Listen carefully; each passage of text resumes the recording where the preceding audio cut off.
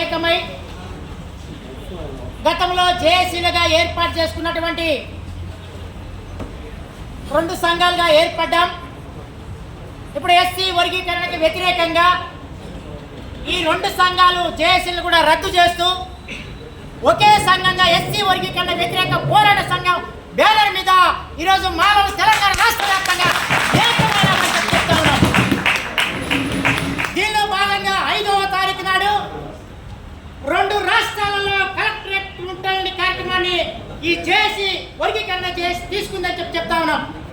అదేవిధంగా హలో మాలా చలో ఢిల్లీ కార్యక్రమం 7, 8, 9వ తారీఖుల్లో భారీ ఎత్తున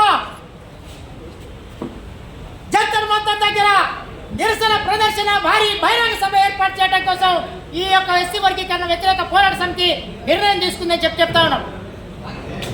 ఏదైతే సుప్రీంకోర్టు జడ్జీలు అయితే తీసుకున్న నిర్ణయంలో ఇది మనువాదుల తీర్పు. ఎందుకు మేము మనువాదుల తీర్పు అని మేము అంటలేం.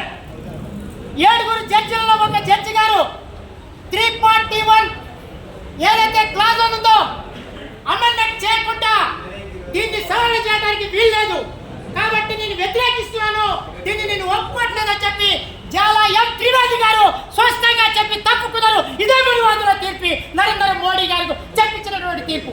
అదేవిధంగా నారా చంద్రబాబు నాయుడు గారు మేము రాష్ట్రాల వారిగా ఈ వర్గీకరణ చేస్తామని గతంలో చెప్పినట్టే ఖబర్దార్ బిడ్డ ఈ తీర్పు నీకు ముందే తెలంగాణ రాష్ట్ర ఆంధ్ర రాష్ట్రాల్లో కూడా నిన్న చేసిగా అక్కడ వర్గీకరణ వ్యతిరేక పోరాట సమితి తయారైంది. అక్కడ కూడా నిన్న రాజమండ్రిలో తీర్మానం చేసినాము. అక్కడ కూడా నీకు 10% చెప్తాను. ఇక్కడ తెలంగాణ రాష్ట్రానికి వస్తానికి ఆగమేఘాల మీద అసెంబ్లీలో నువ్వు మొదటిస్తూ మాదిగెత్తు భయపడి నువ్వు రేవంత్ రెడ్డి నువ్వు ప్రగల్భాలు పలికి నేను ఎప్పటి అమెండ్మెంట్ చేస్తానంటే ఎట్ట చేస్తావు చేయబెట్ట నీ స్థాయి ఎంత తెలంగాణ రాష్ట్రంలో చెప్తాను. బీజేపీ పక్షాల్లో నిలబడి ఓట్లేస్తే బాలలు మొత్తం గల్లి నుంచి కాంగ్రెస్ ప్రభుత్వం రావాలి. ఈ యొక్క కాంగ్రెస్ ప్రభుత్వం వస్తేనే మా దళితులు బతారు. ఏదైతే సభలు జరుగుతాయో బీజేపీ ప్రభుత్వం మాకు జరగట్లేదని చెప్పి నీ రాష్ట్రం రాజ్యాధికారం కోసం నీ వెనకాల మారాలంటే నువ్వు చేసినటువంటి కుట్ర ఏంది బిడ్డ? నువ్వు చంద్రబాబు నాయుడు శిష్యునిగా నువ్వు కూడా మాలల యొక్క వ్యతిరేకానికి నువ్వు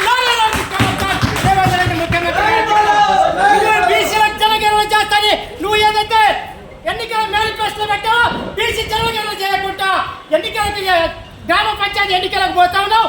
అదేవిధంగా ఈ యొక్క ఎస్సీలో ఏదైతే ఎస్టీలో జనగణన కులగణన చేయకుండా నువ్వు ఎట్లా అమెండ్మెంట్ చేస్తావో నీ భర్తలు ఎస్సీ ఎస్టీలు అని చెప్తా ఉన్నావు. కాబట్టి ఎస్సీ ఎస్టీ బీసీ మైనార్టీ అందరూ కూడా ఏకమైతే ఈ రెండు రాష్ట్రాలను తెలియపరుచుకుంటూ ఎస్సీ వర్గీకరణ వ్యతిరేక పోరాట సమితి తెలంగాణ రాష్ట్రాలలో మా సంఘాలను కూడా అవసరం అనుకుంటే మా సంఘాలను కూడా ఎక్కేసి ఒకటే స్థాయిగా ఏర్పడి మీ రెండు రాష్ట్రాల సంగతి మీరు తెలుసుకోవడానికి మా పెద్దలందరూ కూడా ఒక వేదిక మీదకి వచ్చారు.